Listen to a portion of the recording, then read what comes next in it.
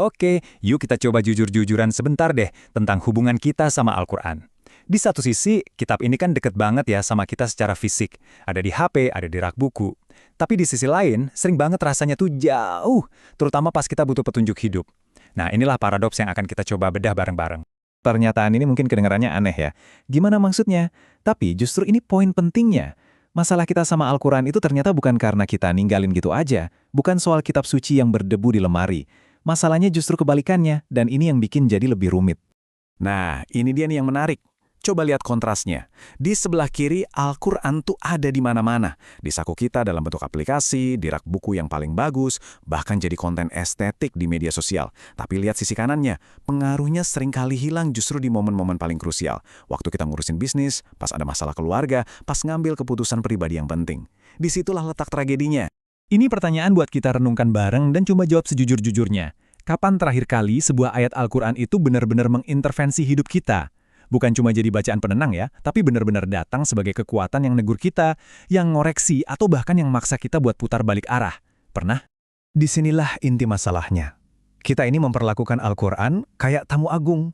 Kita tempatin di kursi paling bagus di ruang tamu, kita hormatin setinggi-tingginya. Tapi kita nggak pernah benar-benar ngizinin dia masuk ke dapur kita buat ikut campur urusan internal kita. Tamu yang kita agungkan, tapi kita asingkan dari kehidupan nyata kita.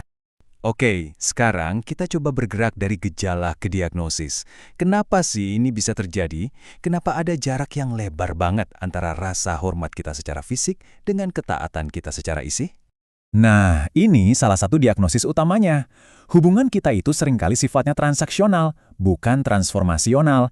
Kita fokus ke kuantitas. Udah baca berapa juz hari ini?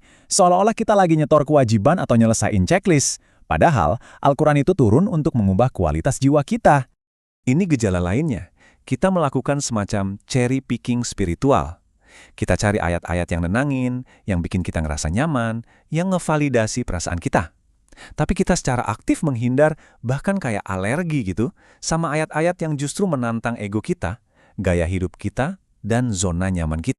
Dan ternyata, Al-Quran sendiri udah ngasih diagnosis yang panjang banget. Mungkin masalahnya bukan di mata kita yang membaca, atau lidah kita yang melafalkan, tapi masalahnya ada di aksesnya, di pintu hati kita, yang mungkin tanpa kita sadari, udah kita gembok dari dalam. Terus, gembok-gembok ini bentuknya apa aja? Wah, bisa macem-macem. Bisa jadi kesombongan, di mana kita ngerasa udah lebih pintar dari wahyu, atau bisa jadi dosa-dosa yang kita anggap remeh, yang lama-lama jadi kayak karat, atau cinta dunia yang berlebihan, yang bikin kita takut kalau kenyamanan kita diganggu. Atau mungkin bias konfirmasi, kita datang ke Al-Quran bukan untuk cari petunjuk, tapi cari pembenaran atas apa yang udah kita mau. Slide ini dengan cerdas banget nunjukin dua posisi dasar kita pas berinteraksi sama Al-Quran. Apakah kita datang sebagai hakim yang udah punya kesimpulan terus nyari-nyari dalil buat nguatin pendapat kita? Atau kita datang sebagai hamba yang siap ngelepasin ego dan bilang, "Ya Allah, apa yang Engkau mau dariku?" Nah, ini membawa kita ke sebuah pergeseran pola pikir yang sangat krusial. Kita harus atur ulang ekspektasi kita. Sebenarnya Al-Quran itu diturunin buat apa sih? Jadi poin utamanya ini. Fungsi utama Al-Quran itu hudan, petunjuk. Dan petunjuk yang baik itu kadang harus ngasih tahu hal-hal yang nggak enak kan? Kayak GPS yang bilang, Anda salah jalan atau putar balik sekarang. Guncangan itu emang nggak bikin nyaman, tapi itu yang nyelamatin kita. Metafora ini kuat banget ya. Kita seringkali cuma nyari plester spiritual buat nutupin luka biar nggak kelihatan. Tapi Al-Quran itu datang sebagai pisau bedah. Dia harus menyayat bagian yang busuk supaya penyembuhan yang sejati bisa dimulai. Prosesnya mungkin sakit, nggak nyaman, tapi hasilnya adalah kesembuhan yang hakiki. Dan ini nih yang menghancurkan alasan terbesar kita. Nantilah baca Qur'annya kalau hidup udah tenang. Kita harus ingat, wahyu itu nggak pernah turun di ruang seminar yang hening dan adem. Wahyu turun di tengah pertempuran, di tengah kesedihan, di tengah kekacauan. Al-Quran justru hadir di saat hidup kita lagi berantakan. Oke, setelah kita paham pola pikir yang benar, sekarang kita masuk ke metode praktisnya. Gimana sih caranya biar kita benar-benar mendengar Al-Quran, bukan cuma sekedar ngebaca?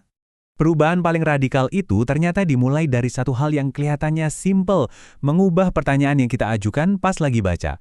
Kebanyakan dari kita kan nanya, apa ya makna ayat ini? Pertanyaan itu bagus, tapi itu menempatkan kita sebagai pengamat, yang nonton dari jarak aman. Nah, untuk benar-benar terhubung, pertanyaannya harus lebih dalam, lebih personal. Ini dia, ini pertanyaan transformasionalnya.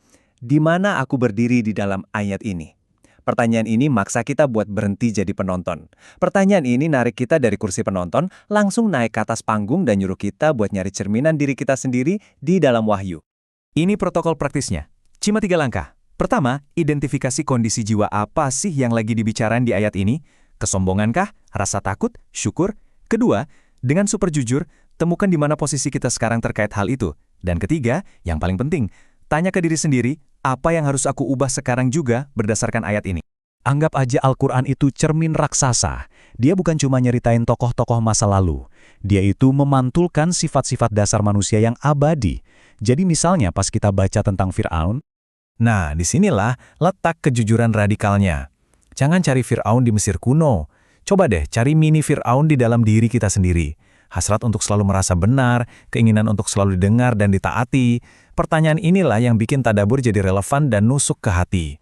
Oke, sekarang kita sampai di bagian akhir. Gimana caranya membangun ini semua jadi sebuah hubungan yang dewasa, yang matang, dan yang awet, bukan cuma semangat di awal doang. Kuncinya ada di ritme cinta. Pertama, sedikit. Lupakan target-target kuantitas yang bikin stres. Fokus ke kualitas. Satu ayat yang ngena itu jauh lebih baik dari satu juz yang lewat gitu aja. Kedua, dalam. Libatkan hati bukan cuma lidah. Dan ketiga, setia. Konsisten setiap hari, sekecil apapun. Itu jauh lebih dahsyat daripada semangat menggebu-gebu yang cuma sebulan sekali. Dan inilah rangkuman dari semua pergeseran paradigma yang kita bahas. Jadi, tujuan kita itu bukan buat hatam atau namatin Al-Quran. Bukan.